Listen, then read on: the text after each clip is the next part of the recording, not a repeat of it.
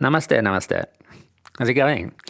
When learning the Bhastrika Pranayama or the bellows breath, start easy, using slow rhythmic pattern, that's important, and applying just enough level of pressure so you can sustain the number of repetitions required in the beginning stages. And then once you become familiar with this basic stage, you can advance the practice by adding repetitions and increasing the pace as well as the intensity you apply into the technique. Bhastrika Pranayama, if we do it properly, can help us advance our meditation, since this technique leads to the awakening of the subtle centers in the brain and higher absorptions of the energy. But if done improperly, this could lead to cell damage. All right, I have just probably a couple of requirements when learning Bhastrika Pranayama. Of course, a steady asana practice. Into the second year of your practice of asana, you can incorporate already the pranayama and Bhastrika included, as well as you're not suffering from the following conditions: intense hypertension, cardiorespiratory condition, asthma, or if you faint easily, if you're pregnant, you don't do Bhastrika. But all of this could be risen above when you approach it with care. There are preparatory pranayamas leading to Bhastrika. One is Nadishodhana with retention, as well as a lesser version. It's not actually a pranayama, but a Shakarma di Kapalbhati. So those preparatory ones, and I've given a number of tutorials about them. And if you're doubtful of your practice, please let me know. Yeah, I'm willing to help you. Now, in the Bhastrika, rhythm is important. All right. Equal inhalation and exhalation is applied into the practice. All right. And the intensity is just enough for you so you can feel the presence of the breath. Yeah, as well as the challenge of the practice. So we're going to inspire that breath in. And then again, you're breathing through the nose. Yeah, in here, the Ujjayi is not applied. All right. So the Ujjayi is a separate practice. You don't apply the Ujjayi in the Bhastrika. It could be too extreme. So just breathe through the nose. And then same length of time, intensity you apply as you exhale.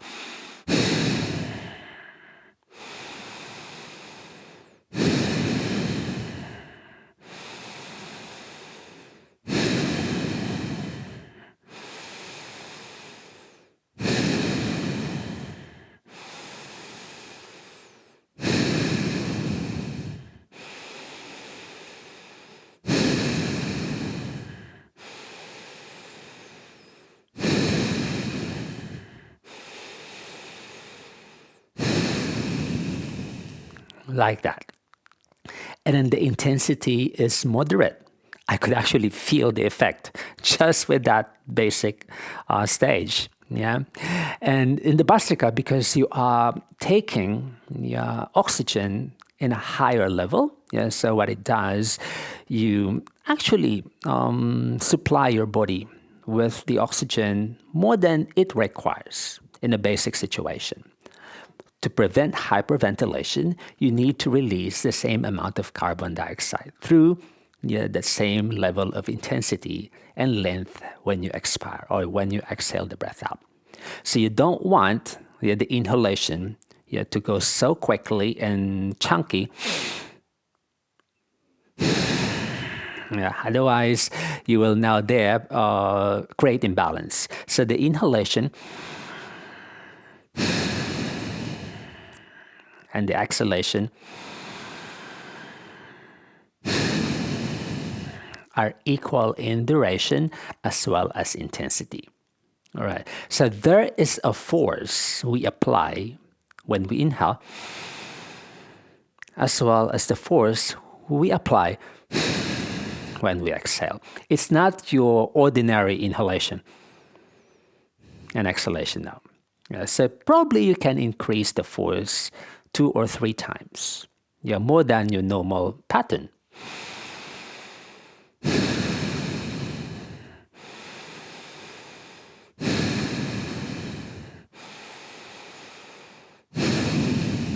And it's done in uniform rhythmic intervals. Next, the spine is tall.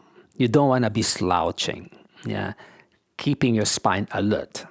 And I recommend the Sukhasana if you are still building your practice. Yeah, the cross-leg sitting position. In the future, you can apply the Siddhasana, the Siddha Yoniasana in females, or you can even do the Padmasana or the half lotus or the Siddhasana. Yeah, but yeah, as a learning sitting practice for the Bhastrika or other pranayamas, the Sukhasana would suffice. All right, now you're not bouncing the body.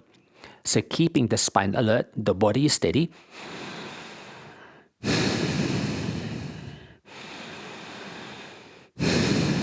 You can feel the lungs and the rest of your internal compartments open, but you don't force them.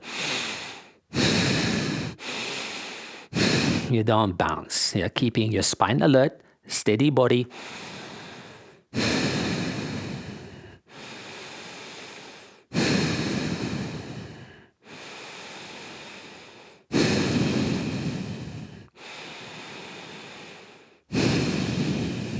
All right. Now, next, how many number of repetitions? I would suggest between 5 and 10 repetitions. All right. I don't suggest you going over than 10 repetitions. 5 is probably your learning number of repetitions, and then you can increase it to 10 repetitions after probably 2 weeks of learning it using 5 repetitions. All right. Now, next, how many rounds? Yeah, how many sets? Okay, so in learning, all right, let's do one round of 5, yeah? And I will lead you through a basic program or structure in learning the Bhastrika. All right, so first, you need to take that long breath in and long breath out. All right, next time, inhale, long breath in. So you start the practice using that exhalation, but the inhalation, you apply the same amount of force.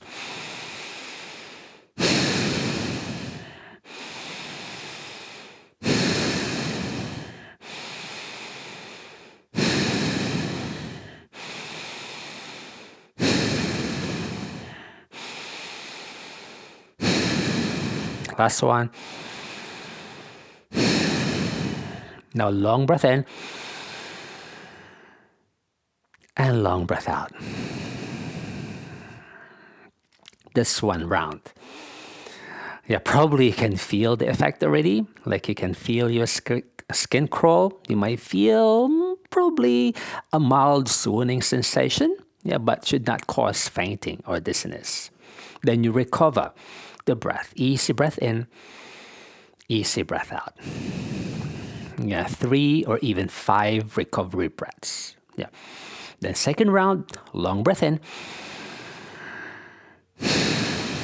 And apply the same rhythm.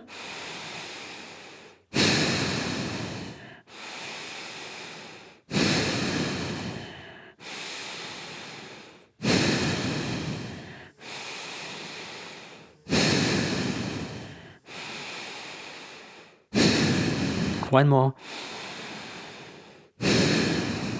All right, long breath in, long breath out.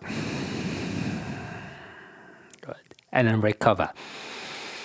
Inhalation and exhalation. All right, you can actually uncross and then recross the legs. Yeah.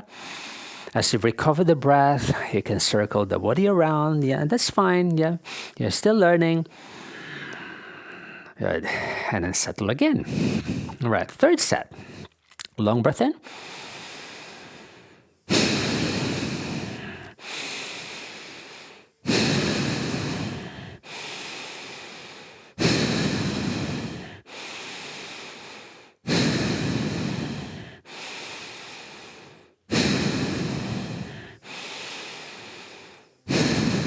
One more. A long breath in. And long breath out. Good. And recover the breath.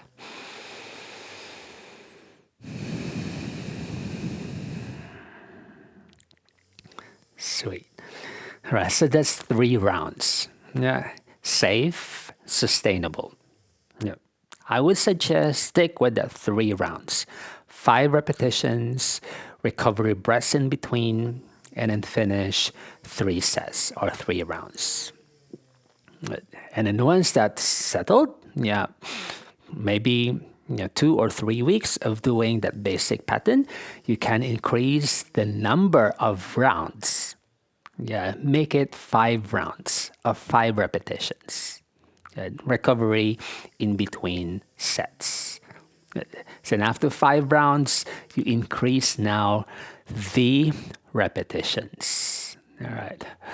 You can increase it to 10 repetitions per round. And then taking recovery breaks in between. And then work from 5 rounds to 10 rounds. Right. And then after that, you can apply the kumbhaka. But let's keep it at that. No kumbhaka yet. I'd like to grow this a series of lessons, so you're guided accordingly and progressively.